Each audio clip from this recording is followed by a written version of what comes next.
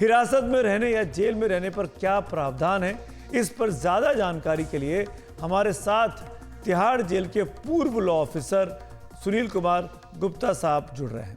गुप्ता जी, मेरा पहला सवाल आपसे यही है, केजरीवाल जेल से मुख्यमंत्री बने हुए हैं और वहीं से अपने मंत्रियों के लिए निर्देश दे रहे हैं, क्या ये संभव है? जेल से सरकार चलाने के आदेश दिए जा सकते हैं? देखिए, अभी तक तो वो जेल पे आए नहीं है। अभी तक तो वो ईडी की कस्टडी में है। तो जेल में अगर आते हैं तो जेल में अगर कोई आदेश पारित करते हैं तो कानून ये कहता है कि बिना सुप्रिंटेंडेंट को दिखाए कोई आदेश बाहर नहीं जाएगा। तो पर क्योंकि अभी जेल में वो आए नहीं है तो अभी ये चीज जो है अभी एप्लीकेबल नहीं होती इनके ऊपर। जी, जैसा कि आप बोल रहे हैं गुप्ता जी, ये ईडी कस्टडी का केस है, तो क्या कोई ऑर्डर वहां से बाहर आ सकता है? देखें, बहुत बड़ी बात यह है कि ये कोर्ट कस्टडी है, जुडिशियल कस्टडी है।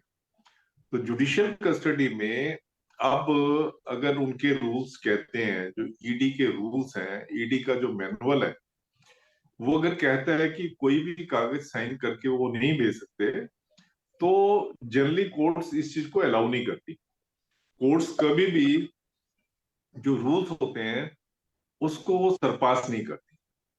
तो अगर ईडी वाले उनको बताते हैं कि अरविंद केजरीवाल जी कह रहे हैं कि उन्होंने ये आदेश पारित किया है ईडी कस्टडी से, और उनके रूल्स अगर अलाउ नहीं करते, तो मुझे नहीं लगता कि कोर्ट्स उसको अलाउ करेगी।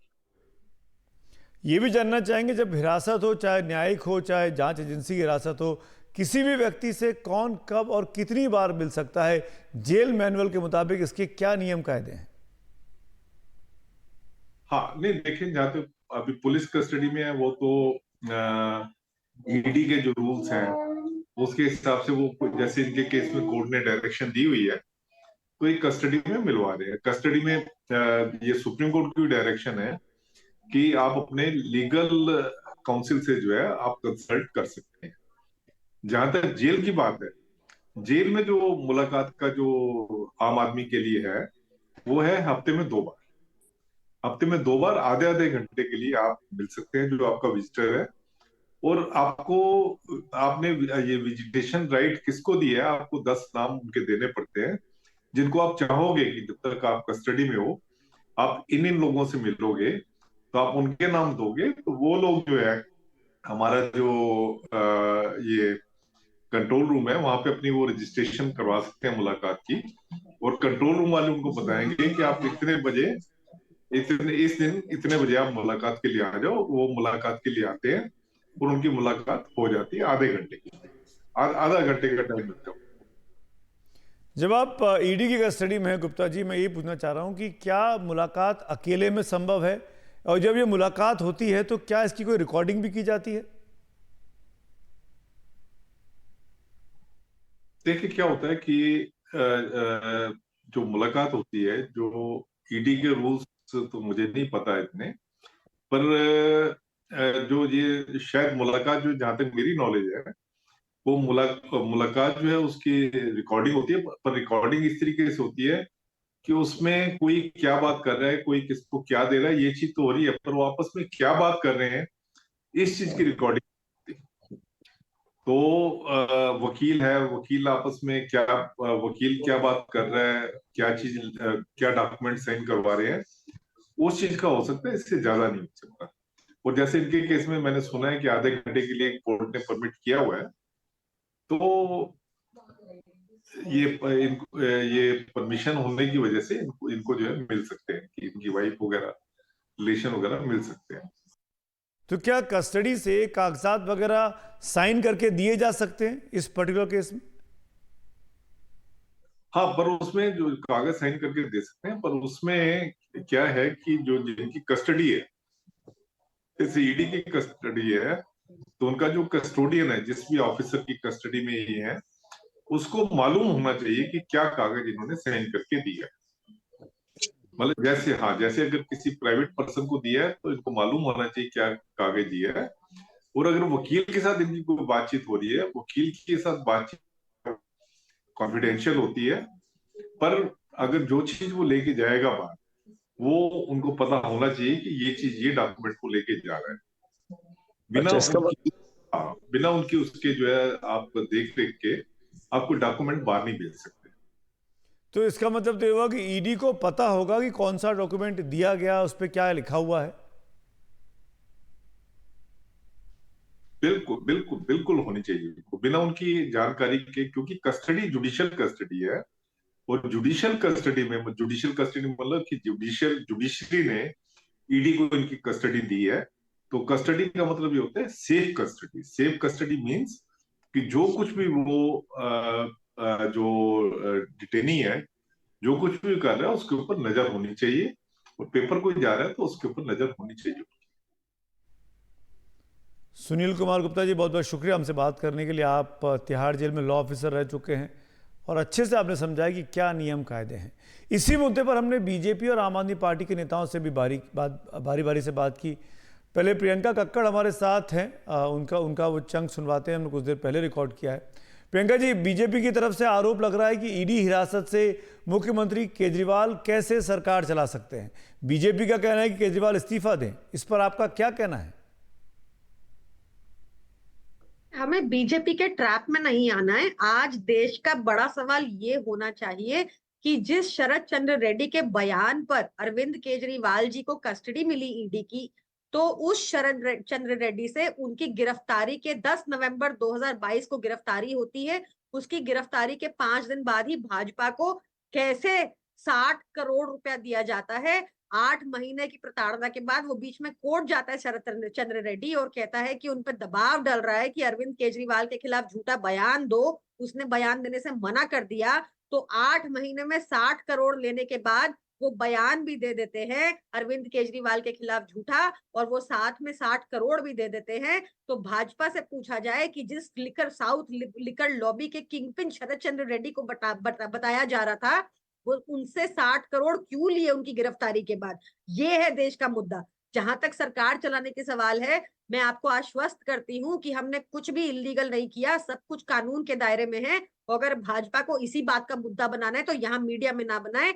हमारे ऊपर 1000 केसेस कर दिए, 1001वां और सही, पर आज इनको छोड़िए मत, इनसे जवाब मांगिए। शरद चंद्र रेड्डी पे साफ एक्सपोज हो गई है भाजपा। ये डाटा सार्वजनिक है, ये डाटा एसबीआई ने रिलीज किया है, ये डाटा इलेक्शन कमीशन ने अपनी वेबसाइट पे डाला है। तो इसमें कोई इन्वेस्टिगेशन की गुंजाइश भी नहीं बचती। ये पूछा जाना चाहिए कि 5 दिन बाद ही क्यों 60 करोड़ लिए भाजपा की ईडी ने, भाजपा ने क्यों लिए 60 करोड़ रुपए, और फिर उनकी बेल और फिर वो सरकारी गवाह कैसे बने।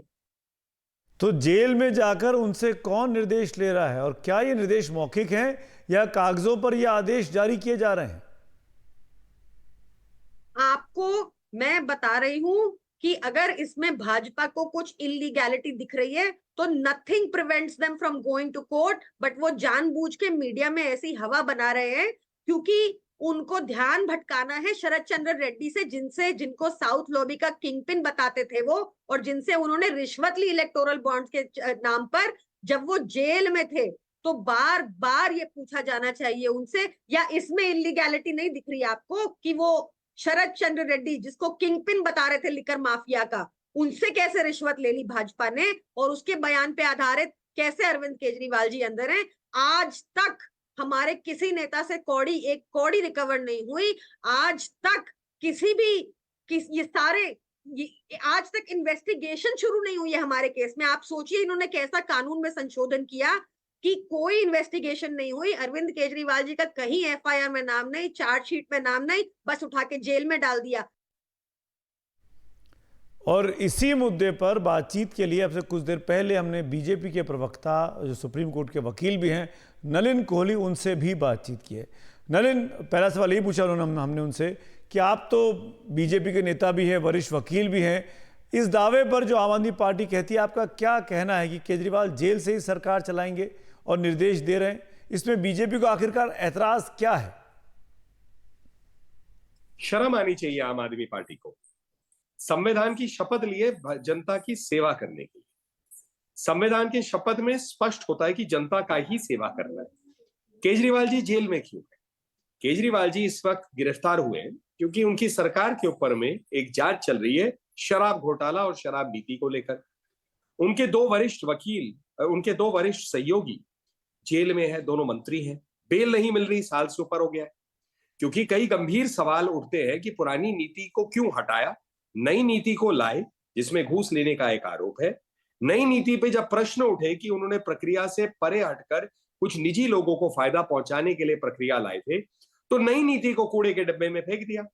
अब केजरीवाल जी सरकार के मुखिया हैं, मुख्यमंत्री हैं, जवाबदेही उनकी बनती है, उन्हीं के आदेश निर्देश पे सरकार चलती है, ऐसे ही सरकार चलती है, मुख्यमंत्री है।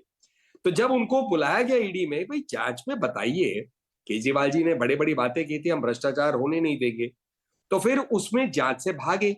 8 बार उन्होंने समन का को किसी ना किसी बहाने से छोड़ दिया कि ये गैर कानूनी है, मैं अभी व्यस्त हूं, मैं अभी विपासना पे जा रहा हूं। अब गिरफ्तार हो गए। अब गिरफ्तार होने के बाद मैंने क्यों कहा शर्म आनी चाहिए आम आदमी पार्टी को। क्या संविधान में ये कहीं लिखा हुआ है कि घोटाले के ऊपर में आपसे प्रश्न पूछे जाए, आप घोटाले के बारे में सच ना बताएं और फिर जेल से सरकार को चलाने की बात करें? एक प्रकार से जेल में लोगों को रखा जाता है ताकि जनता से उन्हें बचाया जाए। ये सत्ता की भूख है, ये सत्ता की भूख से और सत्ता को छोड़ने से घबरा रहे हैं, सत्ता की लालच है। और इस बात को याद करिए, जब केजरीवाल जी पहली बार दिल्ली के चुनाव लड़े थे तो उन्होंने कहा था, मैं बच्चों की कसम खाता हूं कि मैं कांग्रेस के साथ सरकार नहीं बनाऊंगा। और चुनाव के तुरंत बाद बच्चों की कसम को भूल के सत्ता के लिए उन्होंने सरकार कांग्रेस के साथ बनाई। तो जो आदमी बच्चों की झूठी कसम खा सकता था सत्ता के लिए, वो जेल में बैठ के अपनी सरकार चलाने की बात कैसे ना करे? ये तो उनकी मानसिकता है, भाई सत्ता छोड़नी नहीं है। गलत है, ऐसा नहीं होना चाहिए। मैं मानता हूं संविधान में ऐसा कभी इसकी कल्पना ही नहीं हुई थी। ये अकाल्पनिक है कि कोई व्यक्ति जिस पे गंभीर आरोप हो वो कहे कि जेल से मैं सरकार को चलाऊंगा। लेकिन नलिन जी, केजरीवाल के इस्तीफे की बीजेपी मांग कर रही है। क्या ऐसा कोई कानून है जो कहता है कि दोषी साबित होने तक केजरीवाल मुख्यमंत्री के तौर पर जेल से काम नहीं कर सकते? आप तो कानून के जानकार हैं। देखिए, कानून में बड़ा स्पष्ट है कि जब तक आप पर पूरी जांच ना हो जाए, ये माना जाता है कि आप जो है निर्दोष है। ये तो जो खून भी करता है अंत में दोषी पाया जाता है, जिसे जो खून करने के बाद जिसे फांसी चढ़ने की भी सजा होती है या उम्र कैद की भी है, उसे भी अंतिम सजा तक ये माना जाता है कि आप निर्दोष हैं। लेकिन ईडी के मामले में थोड़ा सा फर्क है। ईडी के कानून में बर्डन ऑफ प्रूफ जिसे कहते हैं, वो आरोपी के ऊपर है कि आपको यह सिद्ध करना पड़ेगा कि मैं निर्दोष हूं। इसमें यह नहीं मानी जाएगी कि मैं दोषी नहीं हूं। यह बाकी कानूनों में है, लेकिन ईडी मतलब पीएमएलए या जो कानून है भ्रष्टाचार के खिलाफ, प्रोसीड्स ऑफ क्राइम के खिलाफ, वहां पर उनको ये बर्डन ऑफ प्रूफ डिस्चार्ज करना पड़ेगा। तो उल्टा ये माना जाएगा कि ये दोषी है जब तक जवाब ना दे।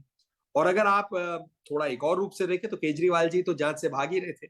उन्होंने आज तक ना कोई सार्वजनिक रूप से ना किसी रूप से ये समझाया है कि पुरानी नीति हटाया क्यों, नई नीति में जो प्रश्न उठ रहे थे उस पर जवाब क्यों नहीं दिया। आप उनसे शराब नीति पे पूछो तो वो स्वास्थ्य पे बात करेंगे, शिक्षा पे बात करेंगे, मनीष सिसोदिया जी के को कैरेक्टर सर्टिफिकेट देंगे। तो कभी भी उन्होंने जवाब तो सीधा नहीं दिया। तो कहीं ना कहीं एक प्रश्न तो उठेगा ना कि क्या दाल में कुछ काला है, क्या वो घबरा रहे हैं? तो इसीलिए केजरीवाल जी ये नहीं मान सकते कि वो अपने आप को पूर्ण रूप से निर्दोष पाए। निर्दोष अगर अपने आप को देना चाहे, प्रस्तुत करना चाहते तो उनको जवाब देना चाहिए था। उन्होंने वो तो आज तक दिया नहीं। चलिए नलिन, बहुत बहुत शुक्रिया हमसे बातचीत करने के लिए। चुनावी मौसम है तो आम आदमी पार्टी और बीजेपी के बीच ये नोक झोंक, ये सियासी दंगल जिसको कहते हैं, वो अभी और देखने को मिलेगा।